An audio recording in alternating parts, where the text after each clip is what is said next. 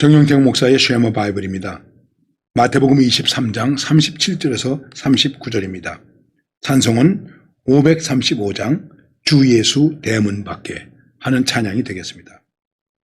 예루살렘아 예루살렘아 선지자들을 죽이고 내게 파송된 자들을 돌로 치는 자여, 암탉이 그 새끼를 날개 아래에 모음같이 내가 네 자녀를 모으라 한 일이 몇 번이더냐.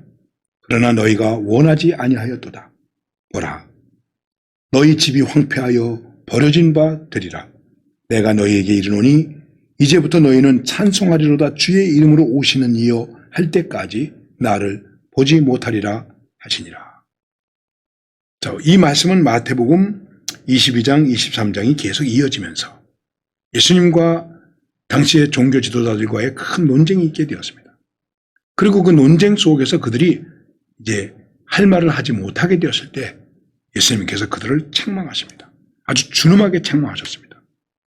그 책망은 뭐냐 하면 허위적 신앙이기 때문에, 가식적 신앙이기 때문에, 참으로 가증스러운 신앙의 모습이기 때문에 한마디로 화 있을진저 너희 외식하는 바리새인이여 서기관이여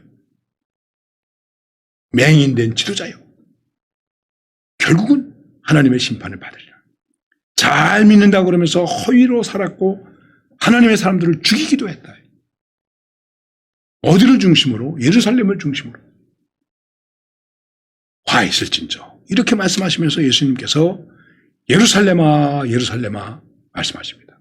여기 그런 기록은 없지만 이 본문에 대해서 뭐라고 얘기하느냐면 예수님께서 예루살렘을 바라보시고 우시는 예루살렘 애가다 이렇게 말씀하고 있습니다. 예루살렘아 예루살렘아 선지자들을 죽이고 내게 파송된 자들을 돌로 치는 자여. 하나님의 거룩한 땅, 하나님의 거룩한 성전이 있는 곳. 그런데 여기가 바로 외식이 행해지고 하나님의 사람들을 죽이고 피를 흘리고 그런 곳이었다. 이걸 어떻게 하면 좋겠습니까? 오늘 우리의 삶의 자리, 우리 교회가 어떤 자리입니까? 여러분 생각해 보십시오. 오늘 우리의 자리가 정말 하나님 보시기에 기뻐하는 자리요? 하나님 보시기에 사랑하는 자리인가? 아니면 우리도 이 외식과 책망을 받을 수밖에 없는 그러한 자리에 있는가? 예수님의 말씀을 거역하고 배척하고 죽이려는 그들, 비유도 통하지 않고 호소도 통하지 않고 책망도 통하지 않는 이 사람들, 결국은 예수님께서 예루살렘을 보시고 통곡하신 거라고 말씀하시는 것입니다. 그러면서 말씀하십니다. 그 암탉이 그 새끼를 날개 아래에 모음같이 내가 내 자녀를 모으려 한 일이 몇 번이더냐. 예루살렘아 예루살렘아 선지자들을 죽이고 파송된 자들을 돌로 치는, 사람을 보내는데 죽이고 마지막에 아들까지도 죽이고 자기에게 말씀한다고 생각하면서도 회개도 하지 않고, 다시 한번 깊이 생각해봐라. 암탉이 새끼를 자기 날개 아래 모음같이 내가 내 자녀를 모으려 한 일이 몇 번이더냐. 한 번, 두 번, 세 번밖에 없었나? 하나님께서 너희들에게 베푼 사랑이 얼마더냐?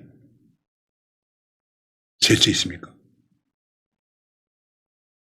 그냥 간단하게 부모가 자식에게 베푼 사랑을 자식이 셀 수 있습니까? 셀 수 없죠. 셀 수 없습니다. 그런데도 자식들은 부모님이 조금 섭섭하게 해준 것, 그것만 기억해요. 은혜를 기억하지 않아요. 말로 다 할 수 없는, 측량할 수 없는 은혜. 선지자들을 보내고 말씀으로 깨우치고 성전을 주시고 말씀을 주시고 장막을 주시고 약속을 주시고 마지막에 아들까지 보냈습니다. 너희들을 내 품 안에 모으려고, 내 날개 아래 모으려고 한 일이 얼마나 많이 있었느냐. 그러나 너희가 원하지 아니하였도다. 너희가 거절했다. 너희가 싫어했다. 너희가 받아들이지 않았다. 이제 어떻게 되겠습니까? 보라, 너희 집이 황폐하여 버린 바 되리라. 내가 너희에게 이르노니 이제부터 너희는 찬송하리로다. 주의 이름으로 오시는 이여 할 때까지 나를 보지 못하리라 하시니라. 이제 다시 은혜의 자리로 올 수 없는 것이다. 여러분, 이게 무서운 심판입니다. 회개의 기회를 잃어버리면 어떻게 되겠습니까? 축복의 기회를 잃어버리면 통곡해도 축복이 주어지지 않습니다. 회개의 기회를 잃어버리면 어떻게 되겠습니까? 이것이 중요한 것입니다.